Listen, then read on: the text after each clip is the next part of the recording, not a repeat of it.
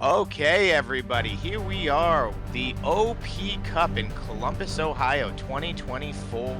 Welcome, everybody. This is going to be round one. With me, my most frequent commentating partner here is Phil the King Keffer. We're going to be doing a bulk of the commentary for this. And this season, since we're getting so big with the company, and I'm most likely not going to get to play. I've been playing in most of these events, so we're doing the commentary a couple days after the event, which I actually like. It lets people who are playing sometimes commentate on their own matches, gives new players a little bit new insight. So this first round, Phil, say hi and tell us about your first match here that you're playing in. Hey, Joe. Thanks for having me. It's always great to be here with you. And yeah, I'm really excited about this. My first game here is playing against Tyler. Tyler's playing a very unique deck. He's got a Mephisto deck where he tries to protect Mephisto at all costs by shifting hits to Grunge or the X Babies, and yeah, it's really unique. I'm playing a strength deck similar to the one that I played in Niagara at the last tournament, but I'm trying it with Thing and Silver Sable this time, and it gave me the ability to place the allies a little bit better and had a little fewer cards to work with for Thing, but it didn't seem to end up being too big of an issue by the end of the day. Yeah, that's great. It's the meta at this tournament has finally started to shift. It's usually 80 to 90% energy decks, and I probably because you've won a few times this season and been going more strength, we saw a decent amount of strength characters this event. So We did see a lot of strength characters. Um, I think that the meta is definitely in between strength and energy right now. I think there's going to be a lot of both. Um, Intellect, like Tyler's playing, is certainly in the minority, though Mephisto is a powerful character, so it's fantastic. But yeah, it's uh, it's pretty wide open. I think that you got to kind of be ready for everything. yeah, that's great. We see. So you've been doing Dracula's Armory a decent amount. That's a home base that was created in one of the first fan expansion sets that we did. What are your thoughts on Dracula's Armory? It's you've obviously had a lot of success with it. It hasn't seen a lot of play because it does cost 3 deck building points to include in your deck. Yeah, it's extremely expensive.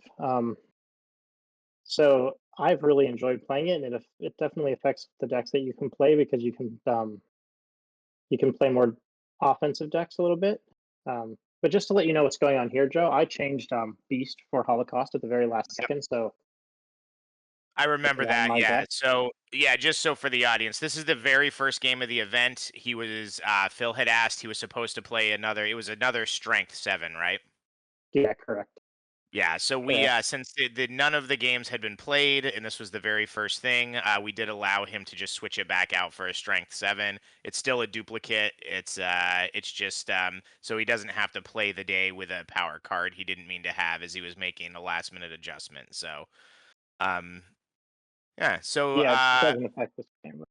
so Ty's deck, I got to play a version of this in the Peace Bridge tournament. I don't know if it's the same deck, but a very fun deck. It felt very similar to themes I was trying to do with my Phoenix deck, but obviously Ty has, as you'll see as the day goes on, had a decent amount of success here. So it looks like Ty has got a lot of heat placed offensively. You had 2 duplicates.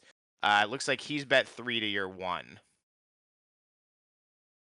Yeah, Tyler was definitely ahead in this round. And at least card wise. But the thing about Tyler's deck is there's quite a few cards in this deck that don't actually count to venture when he's like trying to set up his mechanics. And in this case, I guess I give it to him.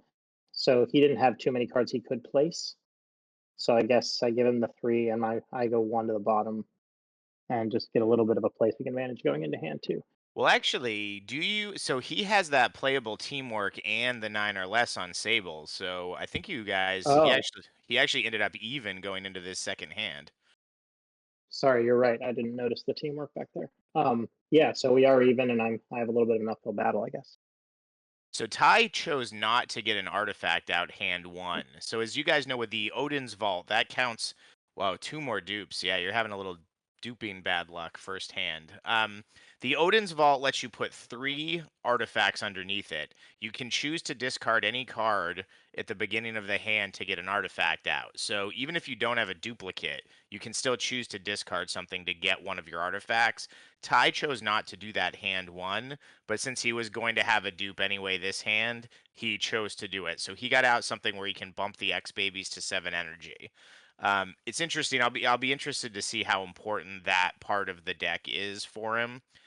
I find lately when I play X Babies, I throw every single card at them because I just find they're not nearly as hard to kill as people think they are. Yeah, this is a tricky deck. Um, I think that so one of the things that I did before this tournament when I had Holocaust in the deck is I was playing 3 stat multis, and one of the big reasons was because of Tyler's deck, and Grunge can avoid an intellect icon and draw. So you have to be like if his thing gets going, like you would have to attack the X baby sort of, or you'd be giving Grunge cards to draw consistently. So Yep. you almost forced for the strategy you were talking about.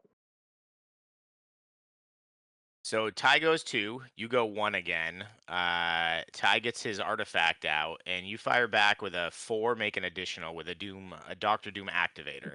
So you're also playing the other thing I thought's been interesting in the last 2 events. You've played Wundagore Mountain 2 events in a row. So you're doing a nice little chain here with Thing, so a second attack.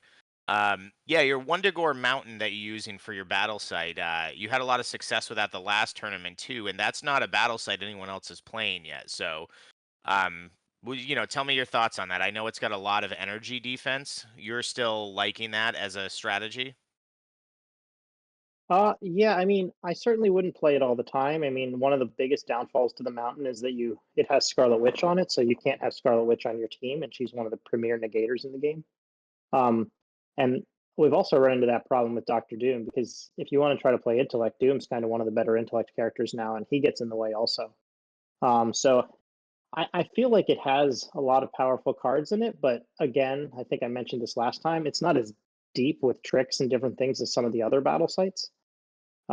It doesn't have as much defense, so you have to be like it would be hard to play it without the armory, for example.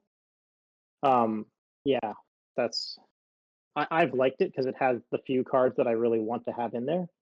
But again, I think that there's not the comfort blanket that you might be used to if you're used to playing, say, the Outback with Pretty Boy or something. You know, your characters just won't die Or or something. Danger Room with Charm and Acrobatics? Um, Exactly. so to jump back in here, if you guys see that onslaught card that's touching Grunge, what that card is, that is cannon fodder. So that says any attacks made against Mephisto are automatically shifted to Grunge. So what he's doing here is Grunge has the inherent ability that he has to have a multi-power card hit on him. Can be a multi-power power card or a multi-power special, but he can't be KO'd unless he has a multi-power hit. So now he's shifting anything that's going against Mephisto to Grunge, and he'll try to defend Grunge as best he can to just keep him alive. Now, keep in mind, there's always a rule called it's called either dead is dead or absolute KO. If a character has both 20 points and 3 different icons, then they're KO'd regardless of inherent abilities or specials. That's a rule in the game for these kind of characters that have crazy survivability. You can't just stack infinite number of hits on him. Oh, that's very So clever. there, So, yeah, go ahead. yeah, I tried to negate the cannon fodder offensively, And and Ty he saved his stopped it. negate. Yeah, I was Yeah. wondering why he didn't negate the 11, but that's really smart. I haven't played Ty's deck, so I wouldn't be sharp with it. But he's gonna protect that ability to shift to Grunge at all costs. Yeah, so he's got a lot of tricky cards that affect Venture because he's playing the Citadel, so he can tuck cards or KO Grunge after he gets tons of hits on him. And he is in a position where if he wins this, he's 5-2. So I'm the Citadel is not my bag. I'm not good. I never know when to do these things. Other people have like those timings and maths figured out. So it'll be interesting for me to see if he does choose to sacrifice Grunge. There's a card off the Citadel that is called Merciless Conqueror.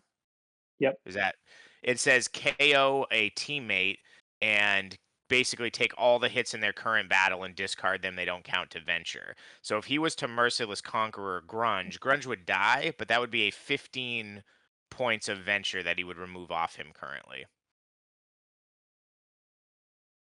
Oh wow! So you played your big one per deck from one to Gormont. That's a Colossus. Discard 3 cards from hand. So I Yep. would think at this point, Ty's gonna run here. I can't imagine him staying in with the state of what the board is. Yeah, I would agree. I think that he probably should, and yeah, he does. Yeah. Yep. So that was a really well timed discard 3. You'd seen his negate go by. The only way he's going to stop it is if he has an activator that's a negate off his site, but it's also good to get rid of that at this point. Like, I think that was a very well timed to play at that point. You maintain a pretty decent amount of cards. Now, he's still got the placing advantage of 5 cards. He's managed to not use any of those 5 placed cards. So that helps with one of them. Yep. And he's going to dupe out on the Sable of Void.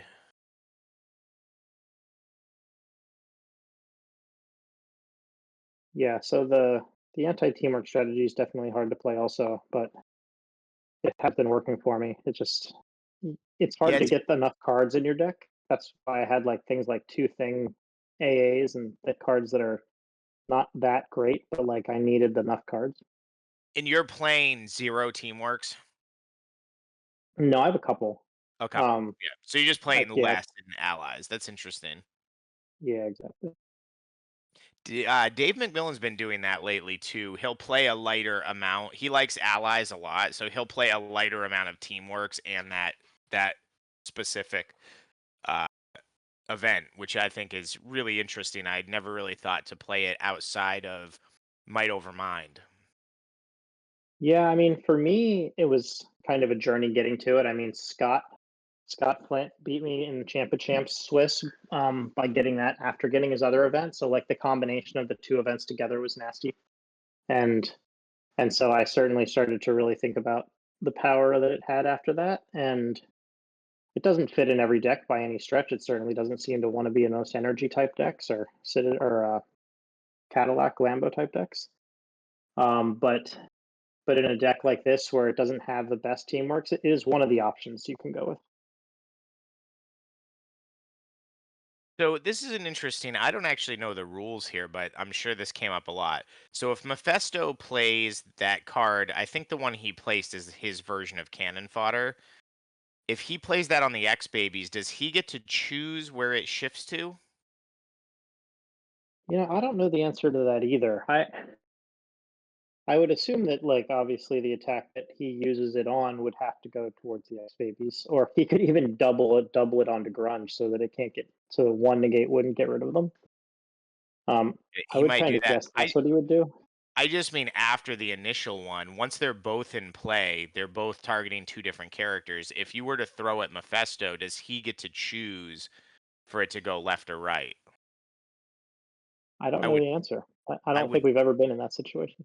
Yeah, it'll be interesting to see if it comes up on camera on any of his games. I Without looking up the meta, I don't really know. That's a judge call, so don't anyone here don't take my word for it, but I would think he would get to choose. Yeah, I would say that he would get to choose either that or they would do something like the first one or the most recent one would take precedent. Like, but that would have to be like something that was decided. I really don't think this has ever been in a deck two cannon fighters on the same person before until Ty did this. So there's not. I don't think there's a meta for double cannon fodder. Now I It's do not know really because a this thing. came up in a later game. So it looks like you're gonna go 3 here. It came up in a Yeah, later game. He had the Mephisto one on Grunge, and then he wanted to shift the hit away from Grunge when he had 2 characters. He played the Battle Sight one back to Mephisto, and that essentially just turned them both off because whatever character you wanted to target, you just play the attack in front of the other one, and it automatically moves over. So playing them on 2 characters targeting each other essentially negated them both, but it was a point in the game where he needed to do that to shift the hit and keep Grunge alive. So that makes sense because yeah, just like if he had acrobatics on him, any shift would go behind that acrobatics, so it would go behind the cannon fodder as well. exactly, it doesn't do the infinite bounce. So Ty just So goes Ty, 1. I think he wants to stay in here though. He Yeah, might stay. you've got some heat. You know, the Stonewall's a pretty good card. It's interesting though. This is one of those times where you clearly in this version you probably want a Stonewall Mephisto, but you can't really because it's going to go to Grunge, which has 2 lower cards. I would also think though if Ty's staying in, he probably has a way to deal with the either deal with the Stonewall or he's just going to try to make you use up some of your placed cards before he gets out. So I was just asking Ty if that was the three that allowed him to play a teammate special and making sure that that could only play specials from your hand, not like a place teammate special. And he confirmed that was true. Uh, so I believe it can play one if it's placed to the home base. Correct. Sorry. Yeah, Yeah, yeah. So like he could technically play the 3 and then from Grunge he could send all the Grunge hits to X babies if he wanted to. I don't see why he would want to do that, but that's true. The home base is kind of like a neutral zone amorphous. for Yeah. it. All right, so he fires the 4 aspect off. He's gonna try to looks like put a little offensive pressure on heroes for hire. Now this is one of those games where there's been a lot of like conceding and testing the water. So there hasn't been a lot of damage out yet. And I think we're starting to see the point where the characters are getting built up enough that they're all pretty dangerous. So he does the 4, splits the icon, so he gets a little strength on Heroes for Hire. He follows up with the Grunge 3. Now this allows Grunge to play a teammate special. He's going to follow up with the 3 from Mephisto. Now he's throwing it against the battle site. This 3 has a secondary effect where if it hits, you can draw 2 cards. So if he throws it at the battle site, that limits what can defend it. So the Silver Sable of Void that is placed only works on a teammate. The battle site is not a teammate. So Phil has to use either a card from his battle site or he has to use a full power card. Now it looks like you've got a 4 multi and a 6 in hand, so I assume the 4 multi will probably be what comes down to defend this. Yeah, so I'm considering if I want to keep the four multi because Grunge needs a multi hit to be KO'd, right? Right. So like, do I want to just use the six and then have two different KO attempts on Grunge? And that's what you Because do. that's what I, and that is what I did. Yeah. So yeah, so that's what I did. And that's why I did it. You okay? Yeah, so it does get quite complicated when you're playing against Tyler's deck. There's a lot of mechanics going on that you don't play against very often. You're not that familiar with usually. So Yeah, well, with and that, that's like the great thing I think about a shifting meta. You know, Dave and I talk a lot about how with most CCGs, one of the key components is your ability to diagnose on the spot. Because you're generally, when you're seeing a new set of cards come out every 3 to 4 months, you're constantly diagnosing against a completely new card pool. I do want to talk about this play because this is great. So you're throwing a 6. If that hits, does Ty have to discard a tactic card, or do you get to choose? I get to choose, and it's placed or in play. So I could take that one off of Odin's vault or any of the ones that are in play. And he knows that, so he won't let me land that hit. Yeah, that's an amazing card against his deck. Okay, so Ty finally runs away. Yeah, and I think he kind of that. I think the writing was on the wall for that one. Ty didn't really have the offensive heat he needed there. I'm sure he would have loved to have gotten the Siege Perilous in play on Grunge to start removing those hits. The Siege Perilous is an artifact. It's placed in Mephisto right now. It allows you to discard a number of cards before the battle starts. To remove one hit. So each battle he can start stripping hits off Grunge, which is super clever with Odin's Vault. I hadn't thought to do a deck like this where you can just shift all the hits to one person and continue to remove the hits. So one thing that's neat about Tyler's deck here is I think the optimal situation he wants is to get that onslaught card on the X babies first and then to play the Mephisto one so both characters are shifting to grunge. But he was sort of required, when you start pressuring Mephisto, he's got to go into his mechanic as soon as he can. So Yeah, he can't let Mephisto die or this deck falls apart. So, So he's got a um, tough event here. So Phil, you're playing. This is interesting too. You don't see this a lot. That is no cards with the word teammate. yeah, That's so this is an extremely powerful event, but it's hard to get it into decks just because so many cards have the word teammate. Yeah. I And mean, Ty right now has the P Siege Perilous has it. Both of the Place Teamworks has it. His Mephisto card. I mean, he's got 3 cards showing that have it right now. and I have two cards showing because my teamwork in reserve and my nine or less avoid in reserve have the word teammate also. So it's Now, not what like I about could get away with playing none. does the Stars and Garters have it? It does not. Oh, that's good. The fact that anyone on the team chipped in, it doesn't say teammate. Yeah, yeah, that's quite nice combination. Now that's another thing too with grunge I wasn't considering. So grunge's card, that one someone's gonna have to. I don't know if you remember the name. That card, special card he plays to grunge allows hit copies any hit on grunge's record. So right now he's representing either an 11 fighting or he's representing a 4 make an additional attack. So the name of that card is Molecular Mimic, and I actually was not very familiar with that card during this game, and it did cause me some problems because I didn't realize he could play it defensively. I didn't realize he could use it as a power card, like things like that. It's Yep. actually a really powerful card. I think, yeah. So I know that I throw an attack or I think I'm winning a venture and then I can't because I thought that his card wasn't playable. You thought it So was just a yeah. special like the morph one? Yeah, I thought that it had to be a special. I just assumed because of the morph one. But I guess it must be a different code or something. Yeah, Yeah, no, or it's maybe it's just the wording. yeah, it's anything that's a hit. You can even copy a lot of people don't play non-numerical cards properly, but if you were to play I don't know how this would work, but non-numerical cards like the Sentinel's target character can't play specials, that technically lives on the character as a hit. Now, in this situation, he wouldn't be able to play it because it's a special, and it would turn it off before he kind of gets it out the door. But something like that, like if there was like a minus to KO or a minus to his actions for the turn, those non-numerical cards at that target live as hits. Technically, he could copy that in a really fringe situation. I can't think of a good example now, but it would work that way. Yeah, for sure. Yeah, I can see. It's a very powerful card. I certainly haven't played Grunge as a character, so I wasn't that familiar with it. So the venture is sort of evened out a little bit. Ty's ended up with a couple in the bottom. You've managed to pull yours out of the bottom, but you've got the bulk of them in the middle. Under this event, I imagine you're thinking about going a decent amount here. Yeah, I might be thinking of going for the win here.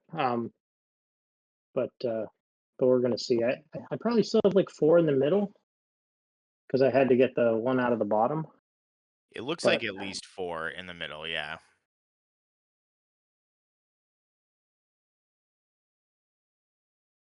yeah, I'm not positive. But yeah, it's certainly consider venturing bigger when my events are in play. Though it is hitting me just as much as it's hitting him, at least visually speaking. Now, I think it's worth noting that some of the big events, like no specials or no energy power cards, they say you don't have to discard unusable cards. No teammate does not say that. So Right. if you have a say two teamworks that only one character can play, you can only play one of them. You're forced to discard the other one. Yeah, and I think we saw Mephisto discarded a really good card for his deck where it says Mephisto may place and play target teammate specials for remainder of game. That's probably a card he likes to get out on Grunge to give Mephisto those avoid and draws. It looked like he had to discard that early when you revealed the event. Yeah, so I can remember this hand now. This hand cost me the game because I actually make some very confusing. Like we have an exchange over if he can keep that card or not, and then I misunderstand what he's saying and make a play based on it. But we're about to see it any minute.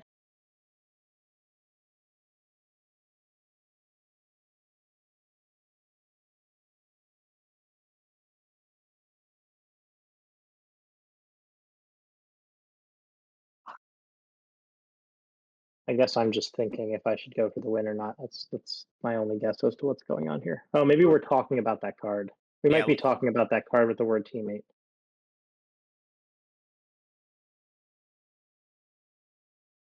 yeah, it looks Because like there's a go ahead. at some point, I think I even mentioned that if he had obfuscate, like a post activator, he could keep it. Which that's true, yeah. If he's got the direct path in his hand to make a character immune to the events, he definitely can keep it. Because he could play that obfuscate on Mephisto, and then he could choose to play the special to copy, which actually would be a really powerful card for him to have right now. Because that would also open up that intellect teamwork, which would be really clutch if you end up going for game point and giving him, 2 to 3 cards.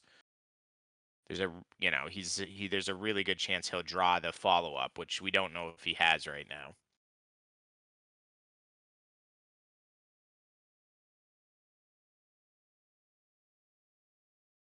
All right, so you I go guess I for it. go for So it. he goes draws one to duplicate. I guess I only had to go three. No, I really thought there was a fourth one there, but all right. So he drew one. He goes two. You're trying to decide who to throw that on. So you throw a trick transport from the site. So that will say Grunge cannot be attacked, but also may not attack.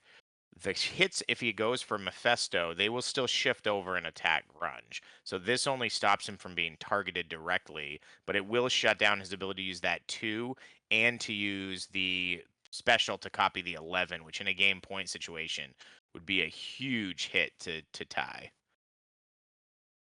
Yeah, exactly. And like I said earlier, I misunderstood how powerful that card was, and I thought that this also stopped him from using it at all. So I didn't realize he could still use it for defense if I landed a power card hit on Grunge, if that makes sense. Yeah, totally. So it hits. Interesting. Interesting. I mean, I guess that's an important one if he can't defend it. I feel like I would So want to. I have a JW in the back there Oh, also. right. In Okay. my, I see. I see. I missed the JW. So yeah. So that's a 2 for 1. If that hits, he shuts down both of those cards. I yeah. think I say this every time we do the commentary. I think that is one of my favorite mechanics in the game that is always underrated.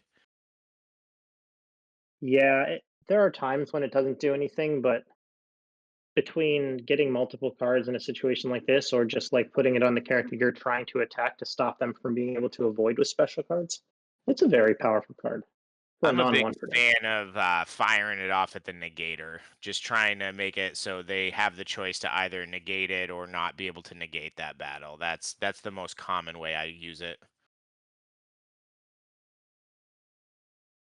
Yeah, that it happens to me also. People do that to me for sure.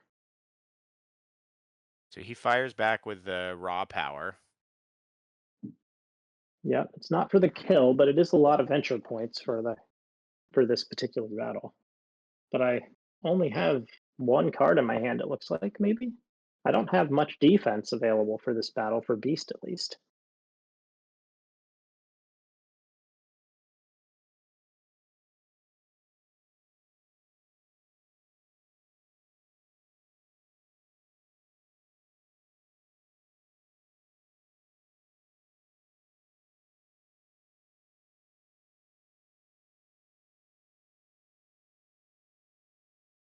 Yeah, this is a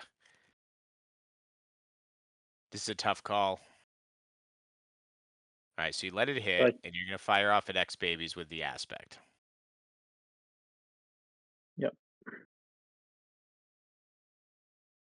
Yeah, because at Ty this point, even yeah, go ahead, Phil. I was just gonna say if he takes this, then the JW would kill the X babies Yeah, he'd have to if it have hit. something to block the 3.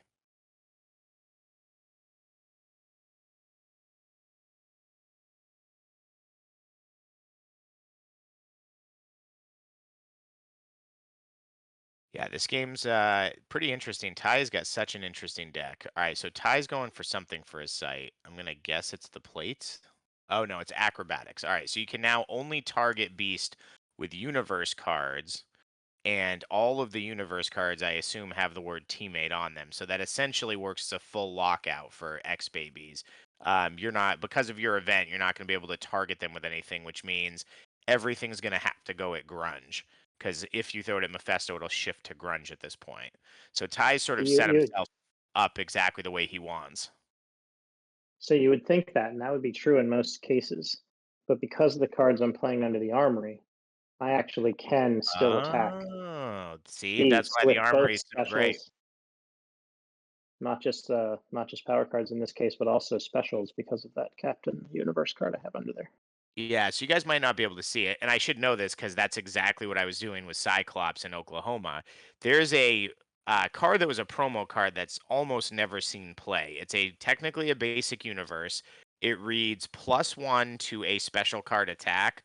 The +1 counts to damage or venture. It has to be a non-1 per deck special, but in the situation Phil is in, he can throw that Heroes for Hire 6 as a 7, and because it's with Captain Universe as a universe card, he can still target X babies even though the acrobatics is out. That's super clever. And I would have fallen for it right here in Ty's position because I had completely forgot you could do that. Yeah, I mean, this is pretty much exactly why it's in the deck because the +1 to White Tiger getting it over like a strange 6 or less is a very powerful mechanic. Yeah, that's As well awesome. as like people will oftentimes place, say, a 3 power card to block a JW, and if it's the exact right scenario, I can make that a 4. Or sometimes I just need a point of enter, like I played a game at a different part of the tournament that I won by 1 point of enter because I used that card.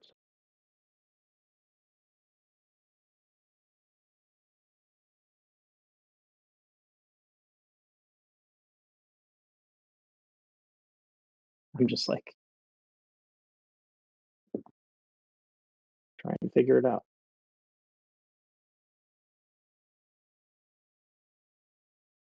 So many weird things happening on his side.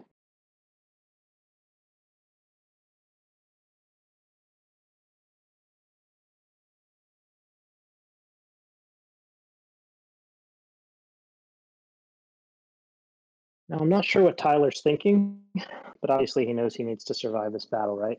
So one of the things that Tyler's deck does extremely well is that it's stalled.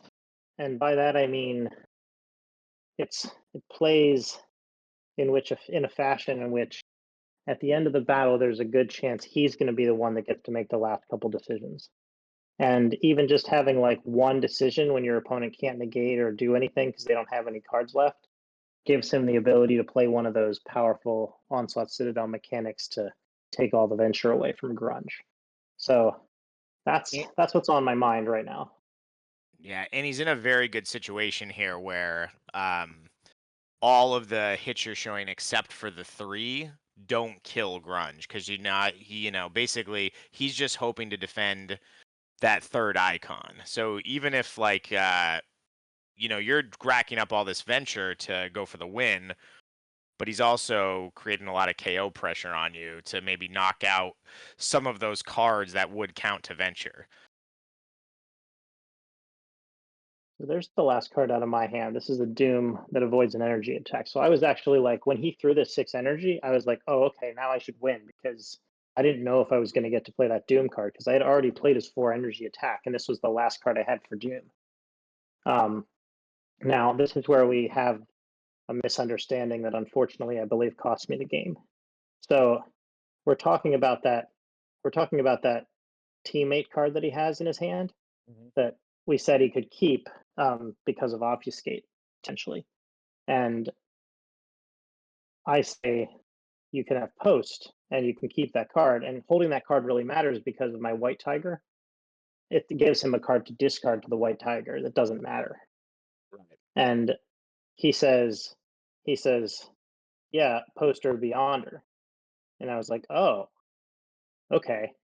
So then I know the 2 cards in your hand are beyonder and that card that doesn't do anything, right? So that's what I'm thinking here. And what you're going to notice is that if you were watching very closely earlier, two actions ago, he actually used Beyonder to play the acrobatics. Uh, I didn't realize that. And when the conversation was happening, we were talking about it. I thought we were talking about it as like current situation, right?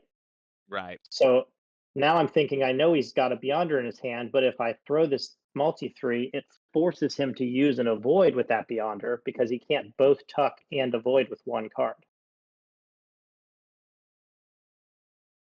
And he now knows I don't have a negate, so his next play or any of his plays are going to be that. So this is really weird. Like I would never throw this otherwise because Grunge can avoid and draw if he has that card, and that would be very bad for me. But as it turns out, he respectfully gives me time here and says final answer, and I say yeah, and then he plays that, and I just feel like I just like stepped into a warp zone because I was like, how can you have that in your hand? Your hand is Beyonder. But I just completely misunderstood that he had the Beyonder at the beginning of the hand when he was able to keep that card, and now he has Right. played the Right. Beyonder. Ugh, Yeah, it was yeah. just it was a really rough way to start the tournament. But And like you you know, said too, like I see it coming. You're gonna throw the 7, and he's gonna block with his special card by copying the 8. right? So I just make like numerous weird mistakes in this round that I'm going for the win, and And he as doesn't should need happen when you. yeah, he doesn't need much to win. I mean, you've got 2 defensive cards, so he's still sweating it, but So he peels this beautiful seven energy off of his avoid draw also. So things things do go his way here, but I had my opportunities and I blew them. and now you can just do the math in your head. You're gonna avoid the 7, you're gonna beast Stars and Garters the 9. You probably don't realize yet he's gonna block your 7, but then he'll throw the 6 strength for the 10 for the kill. Or vice versa, he'll throw the 9. Right. I do Either not way, currently. yeah, you can math it out that he's gonna win the venture and kill a guy if you stay in. But that's understanding that he can defend the 7. Right. Because right now you're probably adding the 7 is like automatically getting through. Right. Like now I know he can't tuck it, right? So I think that seven's gonna get through. And if I just stop the nine, then well, he's got the X baby six also. So like, yeah, I don't know. I guess I can throw the six through the X baby's acrobatics like we talked about Right. as a possible option. I, yeah, there's so much going on. Yeah, there's a lot. This is definitely a complicated hand, but a great hand. It's great to see these hands where there's like so many decisions that can be made right here, and all of them are going to significantly affect the outcome of the game. Yeah, the other thing that I really like is obviously I've had a lot of success and people don't always necessarily see it, but like I make mistakes too, right? Like there's definitely a lot going on, and over the course of the day, like you make a ton of small decisions and they add up to like making a big difference. But like everybody that's playing this game is gonna make mistakes. Like there's just no way around it. Well, I think And that's, to kind of switch to talking about design theory, I think that's one of the biggest things. We had a big design meeting last night about the Top Cow set, and I think one of the main things we want to create is games should be decided by those decisions, like win or lose this game, it should be decided by your mistakes that you make, Ty's mistakes, the good decisions, the clever things that you do. That's interesting. So hold on. So yep, you're thinking about it. I think that there's a lot of cards when this game was originally made. CCGs were new, and a lot of mechanics pop up that you don't really get to make decisions about. And I think that making sure there's always decisions, even if those decisions come during deck building, making sure that there's a lot of decisions that can come up that's what decides games. I don't know what I those did you agree. did I you have see no those idea what that. The I saw the balloons? balloons, yeah. I had no I idea. don't know what the balloons were. I don't Oh, either. That was funny. um, So right now, Joe, the situation is like I could throw that white tiger through the acrobatics, but because he was able to keep that last card in his hand, he could discard the unusable teamwork and that card instead of having to discard the X Babies special. So if he I had to see. discard that card at the beginning of the hand, I could get that X Babies 6. Um, but since he had Beyonder, he didn't have to.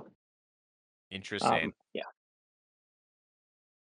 And so now I'm trying to figure out if I can throw it at Mephisto, have it shifted over to Grunge, and then pick up those At two least cards. one Yeah, action, yeah.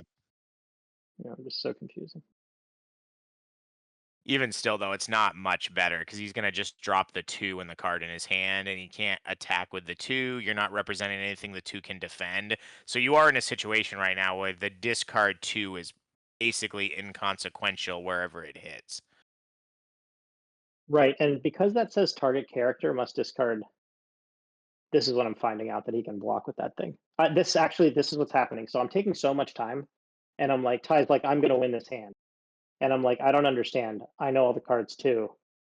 Why don't you just tell me why you're gonna win the hand, and we can just move this along? Because there's something I'm missing, obviously. And and that's when he tells me that he can play this card defensively with that 8 power card, and that's why I'm like, oh, that's very unfortunate.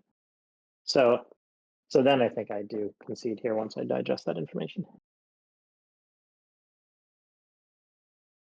But yeah, I mean, the game is pretty much over when I lose this hand, I think. But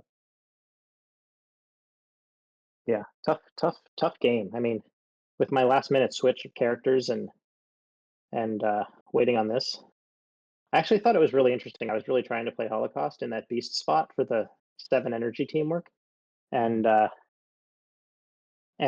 just kind of chickened out at the last second and just decided that I didn't have enough defense in that deck. Like he kind of acts like a 6 max character in that position, Right. and you lose stars and garters. You have like 1/7 to defend him, but like I don't know. It didn't feel It's like enough. I like I agree. It's tough, and the stars and garters. We talked about this at the airport, but it was such a huge card for me all day too. The fact that it just carries over, and as a second, basically full avoid for the team, it becomes just such a key card. It lets you. It's not even just that it avoids an attack, it really lets you know, like, okay, I can kind of do something, and it blocks the JWs. Like, there's very little that it doesn't protect you from. Yeah, it's a very good card. I mean, there's sometimes like when there's enough aggression, it's a tough card to get into play because you just like I've had it sit on my character for like 4 or 5 rounds and never really found a good time to play it. But but yeah, once it's out there, it's really good because like you said, it carries from round to round. In this situation, I mean, in my mind, I know that Beast the Brood is superior, but because of the way the Player of the Year race is happening this year, I was trying to get as many different characters in my deck as possible.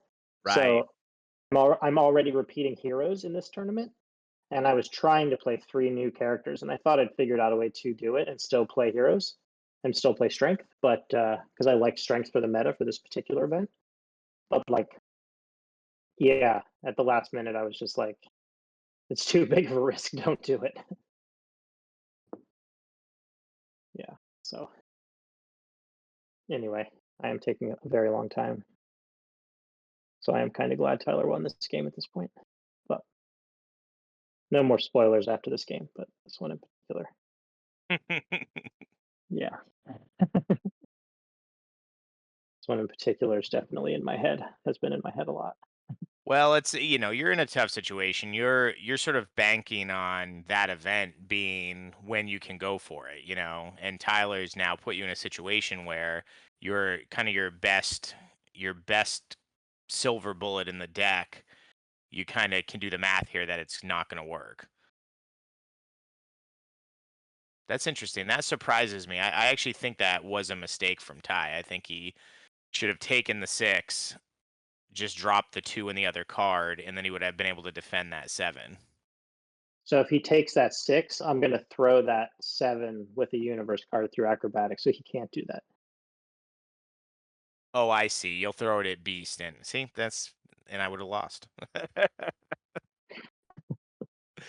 But this is why I have to try, right? Like, even though he's probably can get out of it, like someone could make a mistake. So you got to give your opponent the opportunity. Yeah, like perfect example right there. If you had thrown that at me, I would have let it hit. I would have dropped the two useless cards, and then you would have thrown the seven and won the game. Yeah. It's easy once you see it, though, Yeah. as always in life. Now you let the nine hit. Yeah, because this is 10 points. Oh, you can't play the Silver Sable Avoid. No. Yep. So you just have the Stars and Garters, and the six counts as a 10, and you're out of cards. So he's actually winning the venture. He doesn't even need to throw that six. He passes. Yeah. And he doesn't. Yeah. Which I recognized. Like, I'm happy to keep Stars and Garters in play and let him keep having that six Yeah, if I that's had to true. With choose. a repeatable mechanic like that, I mean, I guess it's not for the kill. So you also could have just absorbed it and not used the Stars and Garters too. That's true. I don't think it would have been for the kill on anybody, but I Yeah. also don't really want heroes to be at 19 points. 19. Yeah, that definitely is rough. That two intellect is kind of junk. So I just want him to be able to not get anything out of that. All right, no cards with an energy icon may be used to attack. So this is going It's to be actually rough. it's actually no energy power cards, Joe. No Oh, energy right, power cards. right. That's the other one. So for the crossing. So that's not going to hurt Ty nearly as much as it could, where he's got the teamworks with energy icons showing. Um, He does have but he energy power cards in his deck, he but certainly does. it shouldn't hit him too hard. It went really quickly there, but I duped a lot. I think I had both of my other voids, and I had two beast negates. The beast is now passed away. So yeah, so I duped four out of that missed venture for the win. So that probably sealed the deal. Yeah, and it looks like Ty's got close to a full hand. He placed the Sable Avoid in the back, so that's going to be playable. He's gonna be able to avoid yours if he decides to go for the venture win. He can target Sable first and just eliminate one of those cards.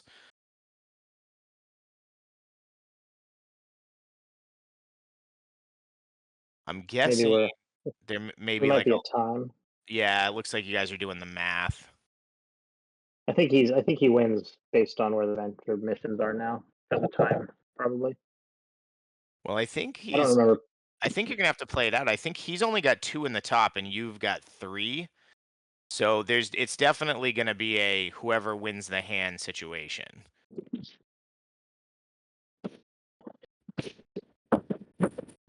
So You're yeah, at we'll see. minus We'll see. one. He's at plus two. So I he goes, personally don't remember. Oh, I think we figure out that yeah. even as long as I win, I win. Though I could be wrong about that actually. Oh, Oh no, I have you have four four up up top. top. So I yeah. see. So you're at plus one. He's at plus two. Yeah. So whoever wins this is going to be at one higher than the other person. So what's that he? I know I forget that card. What did he just play on Grunge? So that's Danger Seeker. That's that's like a super cannon fodder that goes pulls everything directly to Grunge. So Okay. all attacks must be made on Grunge, and Grunge can defend, I believe, at plus two until Grunge is KO. So this is an extremely powerful card, and this is sort of what like the best card in his deck in a sense of what he's trying to do. But for whatever reason, it's unlike Cannon Fodder. The code on Grunge Danger Seeker is a KC, which means that card can only be played offensively. And a lot of the other KCs are not one per deck, like the Mole Man card. So I Right. can understand why that would not be defensive, but this one specifically, I would have expected to be defensive. So I'm sure I know he talked about this with me, many months before he ever brought this deck to a tournament, and that card is kind of the key. So in any other round, I would have negated that card if I could, but since this is just for the game, like all the venture matters right here, and I'm way down on cards, I just have to gamble and leave it in play. I think I have a Scarlet Witch activator in my hand, possibly. I probably could have negated it if I wanted to. All right, so he lets that hit. So at this point, you've got to be assuming he's going for a venture trick since he's letting all this damage hit. So you need to your thought process, I'm assuming, is you got to be saving that negate for when he tries to tuck or do whatever he's gonna do. So that artifact that he just played allows him to remove a hit from grunge, but I think he just did it to waste time so that he Yeah, could keep sucking up all the hits. because it seems like it's last hand here, so he's not gonna actually get to the point where he could activate it. But so you don't have any choice at this point. You just have to throw everything at grunge. I, yeah, that's correct. I can either I have to either negate that or I have to throw everything at grunge. I'm like, maybe this can hit, even though his avoid's sitting there. Yeah, it's a bad spot for me. Yeah, he just seems like he's completely lined up to get some venture on the board. And you don't even, you've got the negate, but if he's sitting on Merciless Conqueror and something else, then you're not gonna be able to stop him from getting that venture.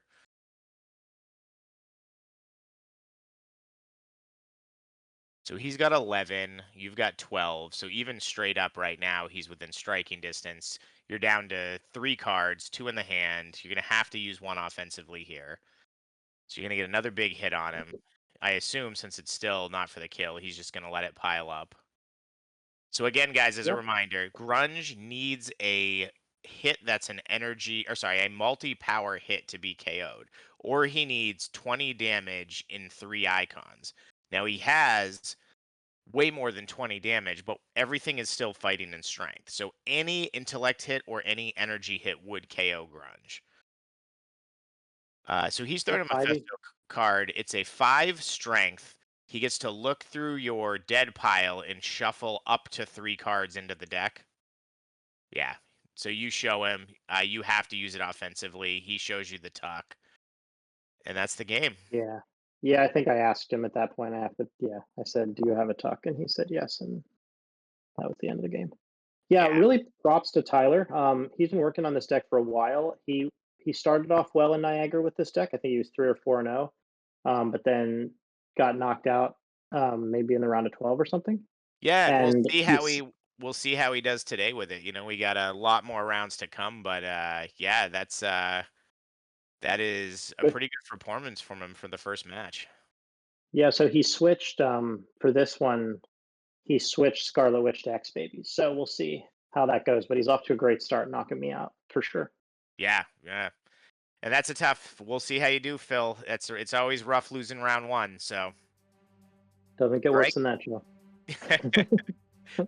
All right, guys. We will jump to round two, but thanks for joining us. That's the first round. Stay tuned. I was at this tournament. And there are a lot of exciting matches coming up in the OP Cup.